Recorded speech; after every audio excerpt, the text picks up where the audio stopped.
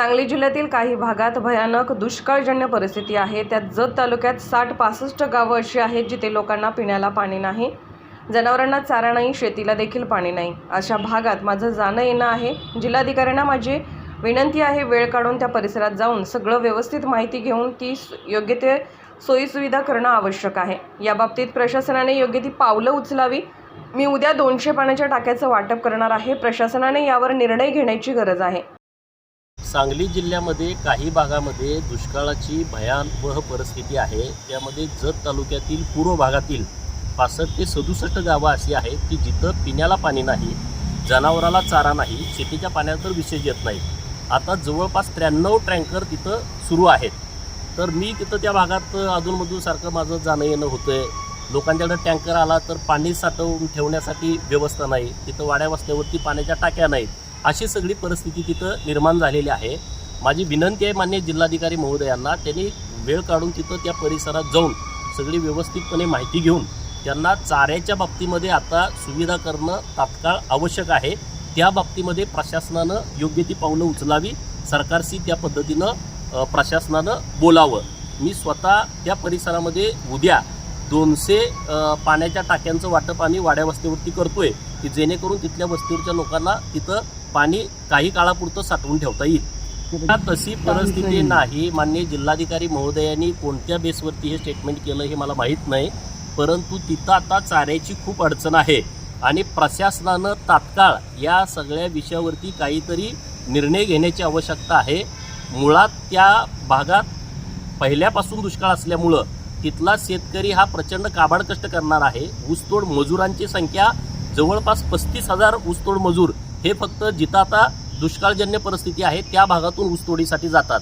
अशी भयानक परिस्थिती आहे। एखादं जनावर घेतलं तर ते टिकेल की नाही टिकेल अशी परिस्थिती निर्माण झाली आहे। तर माननीय जिल्हाधिकारी साहेबांनी ताबडतोब या बाबतीमध्ये योग्य ती कारवाई करावी। पण प्रशासनच सरकारचं दिशाभूल करतंय असं नाही, असं जर होत असेल तर ते चुकीचं आहे। आता माझ्या तालुक्यात पण आता सगळीकडे पाणी आहे, पण 2-4 गावं असेल की तिथं आता पिण्याला पण पाणी नाही, तिथं टँकर चालू आहे। काही गावांची परिस्थिती प्रचंड बिकट आहे। मग मंगळवेढ्यातली काही गावं असतील त्याचं आता सोलापूर जिल्ह्यामध्ये येत असल्यामुळे तिकडचं प्रशासन बघेल, पण आपल्या जिल्ह्यामध्ये जत पूर्व भागामधली परिस्थिती खूप भयानक आहे।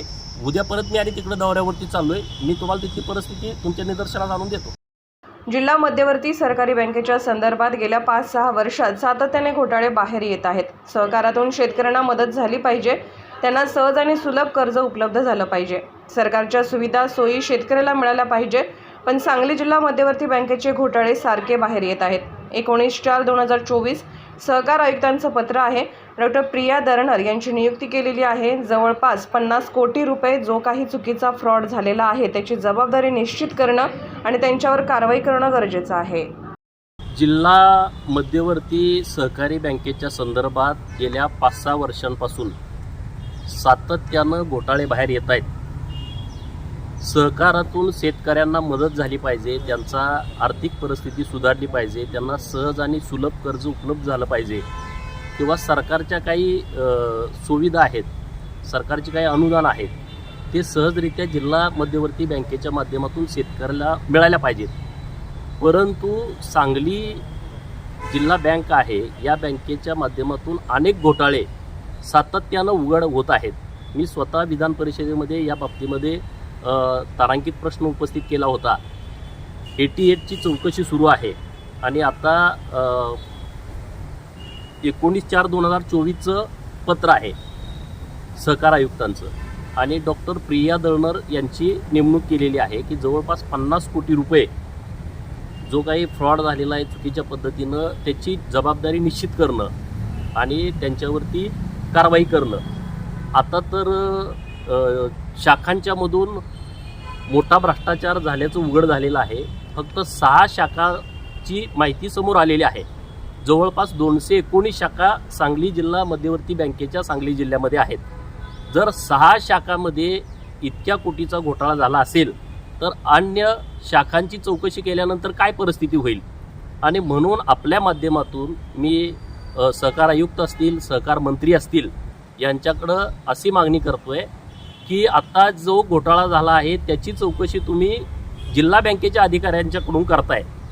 अरे हे कुंपणच शेत खातंय, वरिष्ठ पदाधिकारी, बँकेचे चेअरमन, व्हाईस चेअरमन, संचालक हे घोटाळा करतायत आणि त्यांच्या पावलावरती पाऊल ठेवून आता अधिकारी घोटाळा करायला लागलेले आहेत, कर्मचारी घोटाळा करायला लागलेले आहेत आणि मग तुम्ही त्यांच्याकडून त्यांची चौकशी करण्यात काही उपयोग नाही, तर सहकार खात्याच्या वरिष्ठ अधिकाऱ्यांकडून या सगळ्या बाबतची चौकशी नीटपणे झाली पाहिजे.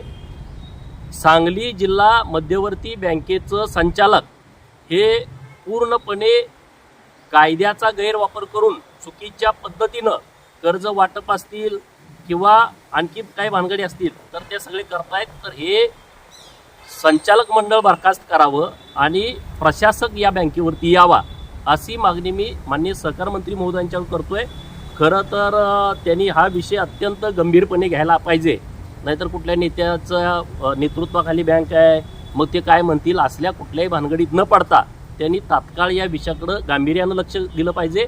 माननीय जिल्हाधिकारी सांगली यांची जबाबदारी खरं यामध्ये आहे, कारण हे सरकारी अनुदान आहे जे दुष्काळीग्रस्त शेतकऱ्यांना मिळतं, जे अवकाळीचं अनुदान मिळतंय, विम्याचं अनुदान मिळतंय, तर हा सरकारी पैसा आहे आणि तो बँकेमध्ये होता.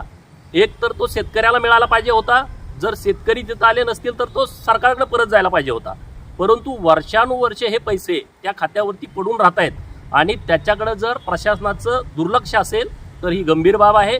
माननीय जिल्हाधिकारी यांनाही माझी विनंती आहे की आपण सुद्धा आपल्या अधिकारामध्ये या सगळ्या विषयाची चौकशी करून कारवाई करण्याच्या संदर्भामध्ये तुम्ही वरिष्ठांशी बोललं पाहिजे. ही मागणी माझी माननीय जिल्हाधिकारी महोदयांच्याकडे आहे. घोटाळा होण्याचं कारण काय आहे? 15-15, 20-20 वर्ष तेच अधिकारी त्याच टेबलला आहेत. हे संचालकांचे जवळचे नातेवाईक आहेत, चेअरमनच्या जवळचे नातेवाईक आहेत. त्यामुळं ही सगळी परिस्थिती उद्भवलेली आहे. ज्या अधिकाऱ्यांना, ज्या कर्मचाऱ्यांना 3 वर्ष पूर्ण झालेले आहेत त्या सर्वांच्या सरसकट बदल्या झाल्या पाहिजेत आणि त्या तात्काळ जिल्हा बँकेच्या माध्यमातून कराव्यात अशी मागणी आपल्या माध्यमातून मी करतो.